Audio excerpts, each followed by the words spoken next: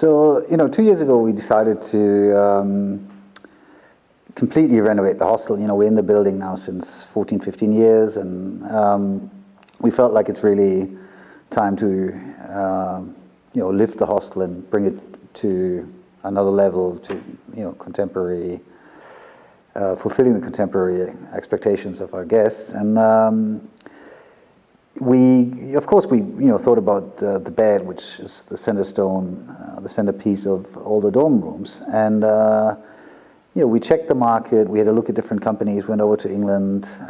There's a small number of companies that are offering hostel beds, dorm beds, bunk beds. And we had a look at some other hostels in Europe that came up with innovative solutions. And we even went to Asia and went to Singapore and had a look at the pot beds, which are quite popular in Asia, Japan, Singapore, Hong Kong. You see them quite often. And in the end, we realized there's nothing really on the market that fulfills our expectations. The Circus, tries to be.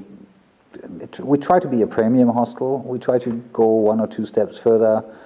We have a lot of experience. We have a quite good reputation, I'm happy to say. So we try to come up with something innovative where the guest steps into the room and realizes that this is not just a second-hand or IKEA bed being, picked for its price. And we wanted the guests to realize that that we went the extra mile.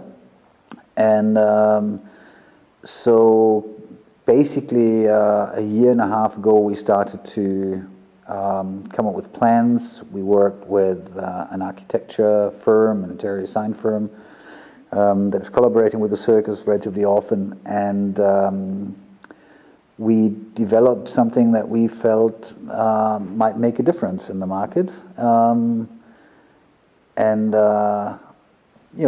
bit more than half a year ago, 6-7 months ago, we started to get into a small competition, picking some carpenter companies, some inside of Germany, some outside of Germany, comparing the result.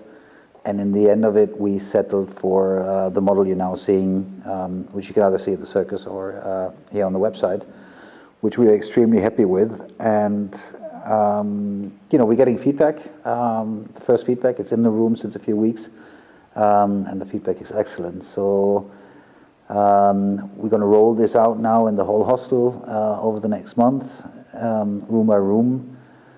But at this point, we are very happy with the result. We're very happy with the outcome.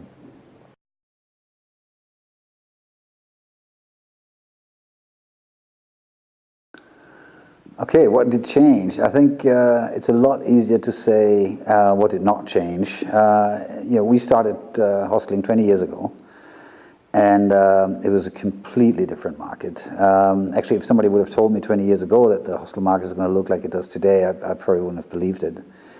To break it down to the most important aspects, first of all, growth. The hostel market encountered a massive growth. Just to give you one idea, when we opened the hostel in 1997 in Berlin, we were together with 2 or 3 different hostels. And this year we're counting 135 in Berlin. So we had, away from the HI hostels, we had around 400 beds in 1997.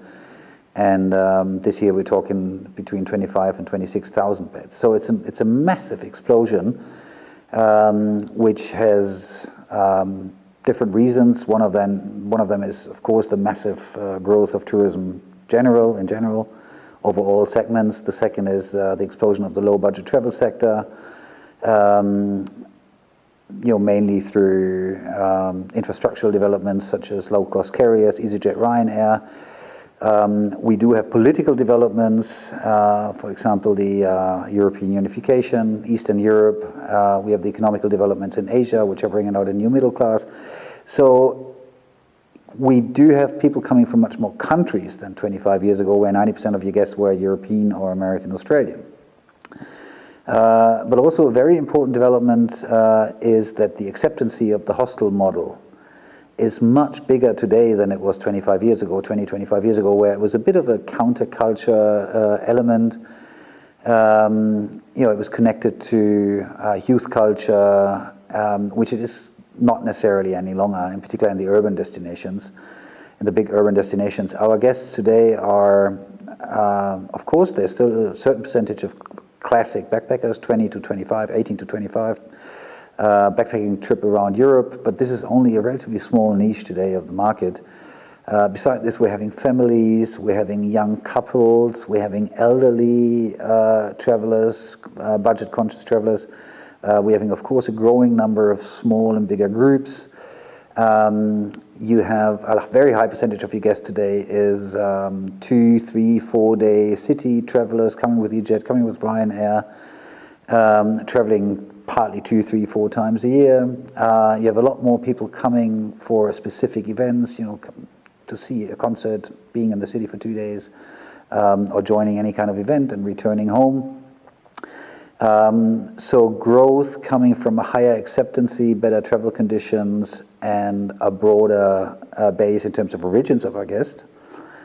And the growth brought with it is a complete diversification of the hostel market. A market like Berlin today has a lot of different hostels aiming at different groups, specializing on different groups, and with a very broad portfolio of identities and approaches. The second, the customer, as I said, that's the second big choice. I spoke about that a minute ago. And the third big change is on the offer side of things, who is operating hostels. 20 years ago, it was, on the one hand side, HI hostels, state-supported or state-operated, and on the other side, it was independent backpackers, young people, usually backpackers themselves, who settled in one city and decided to open a small hostel. The prototype of hostel was 20, 30, 40 beds, very low budget, relatively low investment sums. What we're seeing today is hedge funds buying hostel chains and investing 3-digit million euro amounts into the hostel infrastructure. All major hotel chains like Accor are investing into the hostel market. The average hostel is getting bigger, it's getting more professional, and it's getting more cost intense. So, I would say the key changes: growth, diversification, and a much more professional approach in the market as such. I would say these are the major changes. And on a smaller note, there's new competition with Airbnb that considerably changed the market. And just to give you an overall number, the statistics show that in a developed, balanced tourism market in the bigger main urban destinations worldwide, around 20% of all bed nights are happening inside of hostels. So that's roughly the market share of the hostel industry today.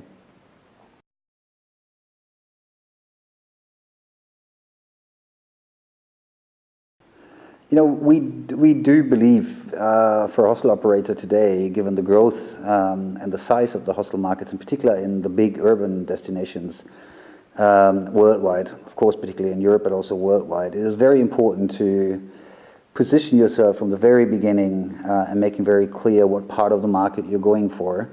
If you ever look at the occupancy rates of hostels, the difference between a successful hostel and a less successful hostel, the occupancy rates mainly in the off and in the bridge season. So we're not talking about high season where basically every hostel, due to demand, is having relatively positive occupancy rates, but what happens in off season and in the bridge seasons.